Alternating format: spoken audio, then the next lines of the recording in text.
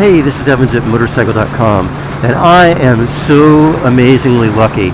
Today I am heading out of town for 2 days of riding up the coast on the 2017 Kawasaki Ninja 1000.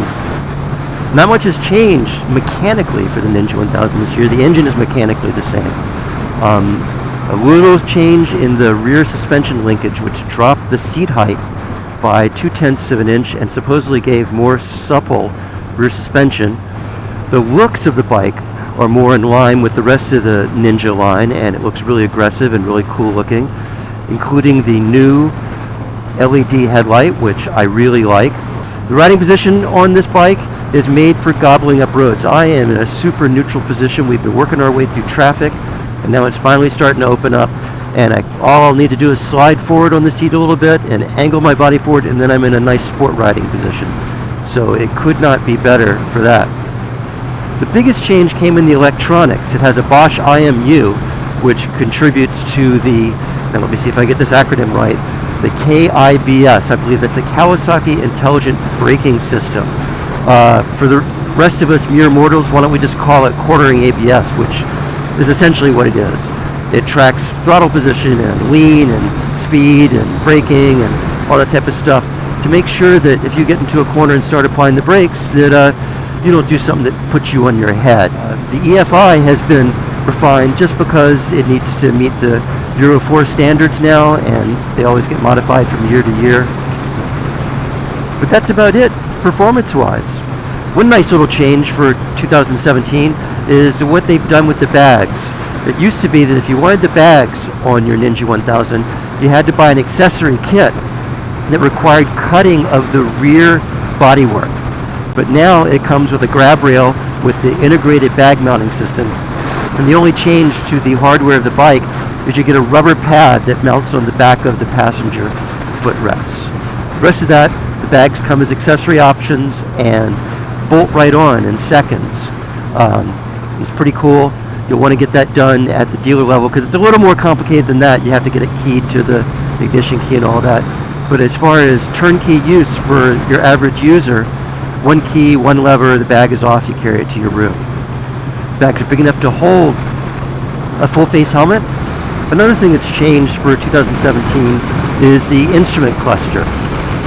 Kawasaki kept the big tachometer in the center. In fact, if you look at the instrument cluster, it seems very similar to the old one. It's very familiar. What's changed is all the LCD stuff on the right-hand side. You've got a gear indicator, you've got an indicator of what power mode you're in, an indicator of what traction control mode you're in. That would be the F for full power and 1 for the K-trick traction control. Then you've got the speedometer and the clock and stuff like that. But it's really clean, really easy to see at a quick glance, and I really like it. Last time we tested the Ninja 1000, we noticed that it tended to understeer just a little, requiring a tad of pressure on the inside grip all the way through the corner. That is gone. The bike is completely neutral. Once you bend it in, it holds its line. It's happy to do it. It changes line on command, exactly the amount you want it to. I guess that's got to be a symptom of the new linkage. The power is predictable, easy. It's got a little vibration from 6,000 RPM up to 8,000 RPM. The EFI, for the most part, is spot on. I can just roll it on, roll it off, do whatever I want. The only time it's the slightest bit abrupt is when I'm entering a corner, if I'm off the throttle for an extended period of time, and then I go back on the throttle. And then it's just the slightest bit of abruptness, but really, really not a big deal. Overall, I would say that this is just a really nice sport touring package. The brakes on the Ninja 1000 may not be those fancy Brembos that we always drool over, but they're monoblock brakes. They are radial mounted. They offer plenty of power. I can feel what's going on underneath my fingers and at the front end. My time in the saddle made me aware of the saddle.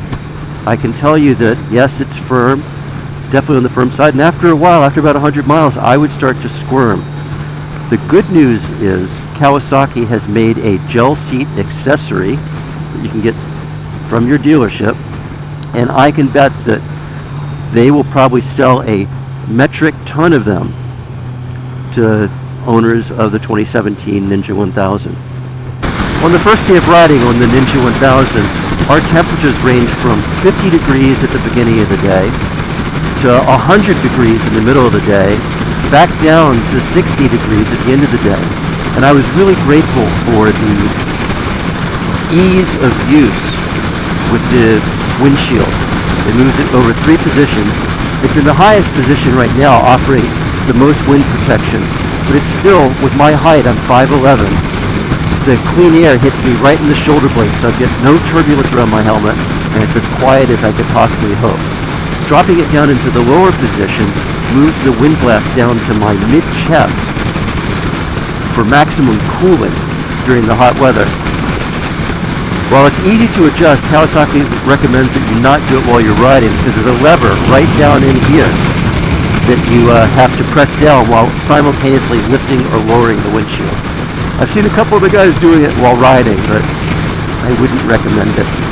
Kawasaki said that the 2017 update to the Ninja 1000 was largely about electronics with the IMU. And the only place where I can point to where it really did play a role in my riding yesterday was when we were going over a series of whoop-de-doos.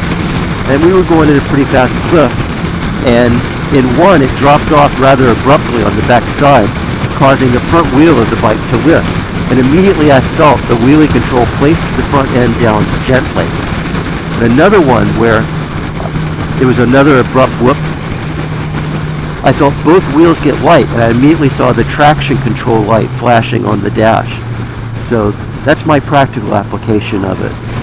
From my short time on the Ninja 1000, Kawasaki has made all the right upgrades. The styling marks it clearly as a member of the Ninja family.